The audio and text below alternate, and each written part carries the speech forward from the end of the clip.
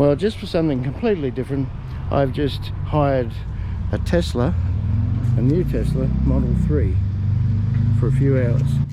You have to do everything via the screen, and I do mean everything. You have to adjust the mirrors via the screen.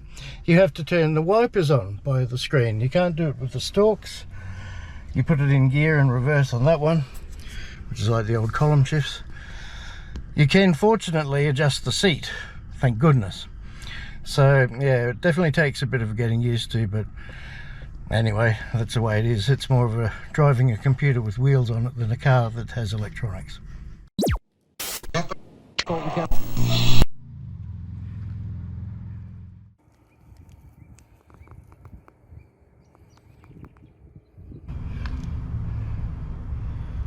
And I tell you, to just get to the local garage so I could go to the toilet was a task. Anyway, yeah, initial thoughts so far, and I'll give you more as we go along. It accelerates really well. So if you need to charge it, you press this, plug in the charger, which is in the hatch there, and charge it overnight. Pretty cool. So I'm going to go for a run up, picked up a couple of hitchhikers, going to go for a run where you may have seen my friend Craig and I, and a few other people, go up to the Fernvale Bakery. So we'll give you more as we go along. I've been sitting here for ages trying to even find how to turn the aircon on. It's complex with all these screens and everything. Yeah, don't want to know about it. But that's not what this video is about. There's heaps of videos about that. This will be about my opinion. Just have a quick look at the tyres, and as I thought, they're oh, what are they? I think they're supposed to be Bridgestone, but these aren't. There's something else. Anyway, we'll make it up as we go along. The front doors on the Model 3, and only the front doors, are now double paned. Which is curious, because if the idea obviously was to reduce noise, they didn't do this on the rear windows. Okay, number one is I've got to tap the stupid card, somehow find the air conditioning and release the handbrake, which is a button. And then we're going to go up there. And the thing to remember is to use the lever to put it into reverse. And in theory, here we go. Well, that's weird. Very weird. And very silent. Very disconcerting how silent it is, actually. So then you use the lever to put it in drive.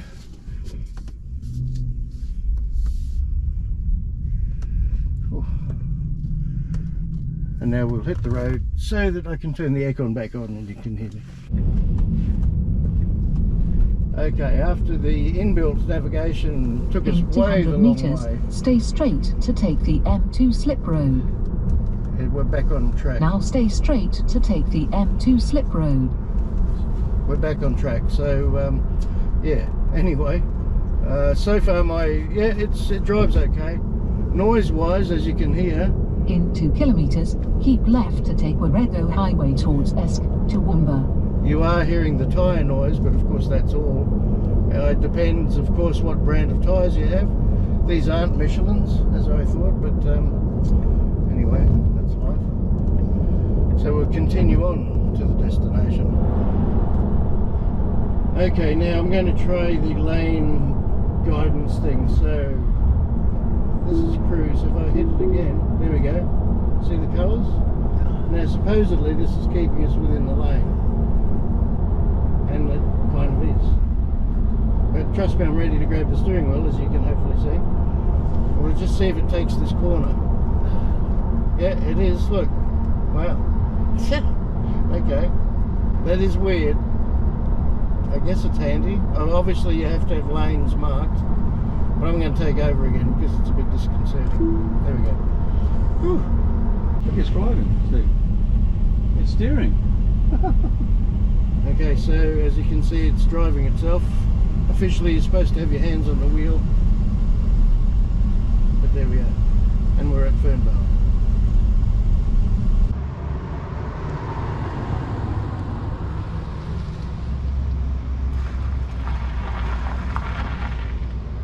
Well, I made it so far, back to the place you've seen in my video with Craig. Again, I have a chunky steak with peas and a pepper steak pie, and all quite good. Yeah, the driving this Tesla is it's different, and I found out, just looked at the tyres, why they're noisy is because they're wind run, which is the same cheap things that I've got on my Ford until I wear them out. So originally the tyres would have been something much more quiet. Anyway, back to the pie. Well, unfortunately can't go to where I wanted, which is the dam, but just thought I'd check out the engine.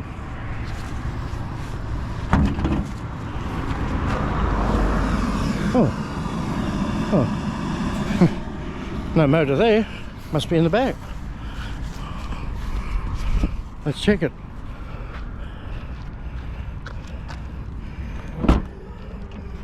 Oh, nothing there either.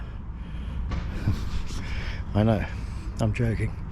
The motor actually is underneath all of that when you unscrew about 50 million screws. So the days of showing off your engine are gone.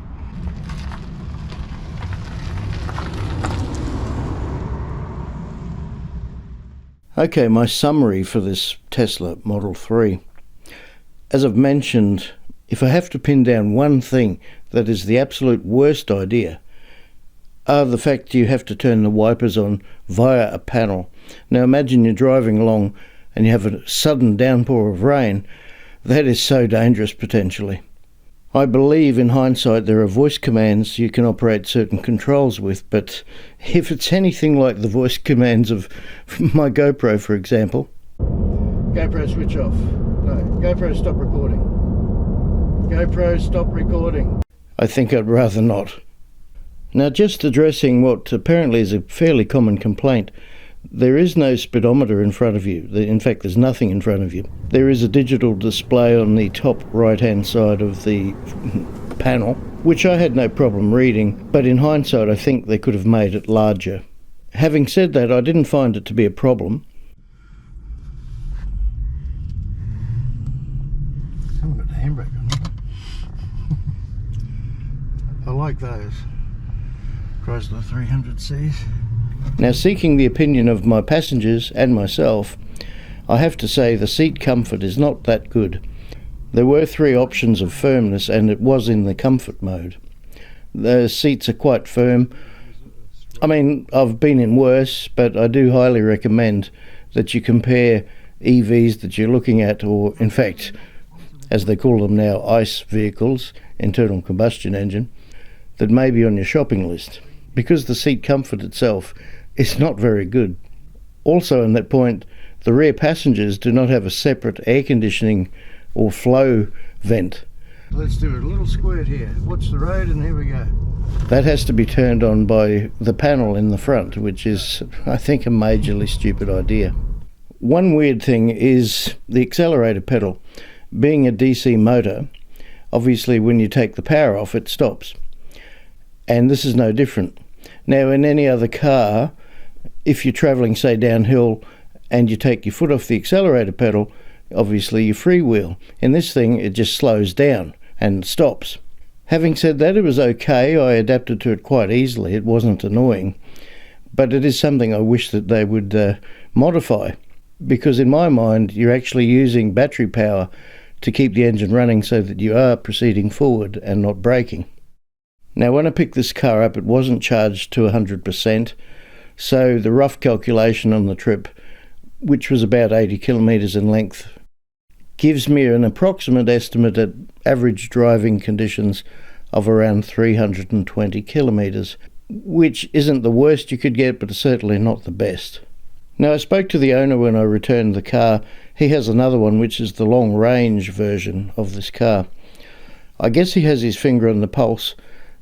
Currently, at the time of recording, he tells me only the Model 3 is available in Australia. That's obviously due to supply and demand, I guess. Now, again, at the time of recording, the cost of the base Model 3 is $70,000. He also tells me that white, which you predominantly do see everywhere in Teslas, is free. However, if you want a colour, such as his was red, is an extra $2,500.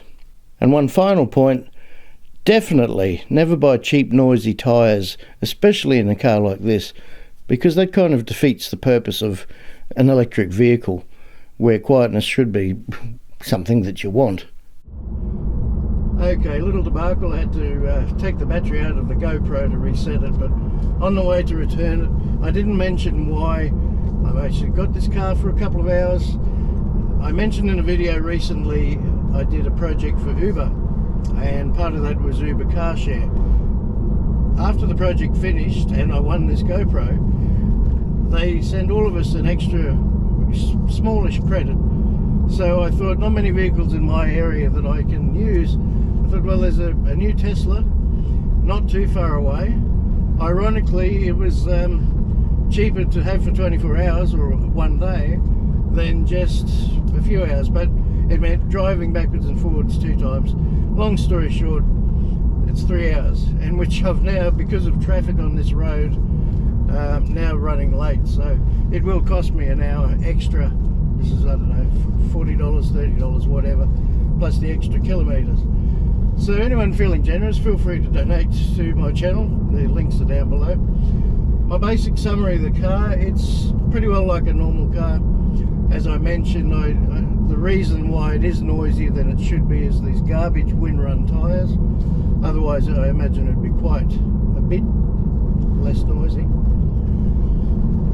Yeah, so would I buy one?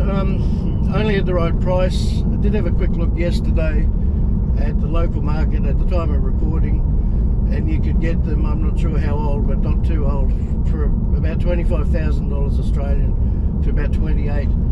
So I think that's at least a 50% drop at the time of recording. Yeah, that's up to you if you want to do that. And of course, for anyone thinking, well, at the end of the day you're saving on buying petrol, that may be absolutely true, but because you're using more power, it's actually will eventually, with more EVs on the road, put a greater strain on the energy grid. And probably what would happen, I suspect, is you and I that are paying for electricity, the prices will keep going up and up.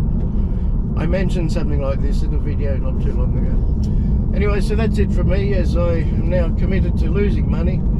And yeah, you can see as I turn as well, this display comes up there, which is quite cool. You see the cars behind it. So thanks for joining me, and I hope this little different sort of video was worth your time. Alright, cheers everyone, take it easy.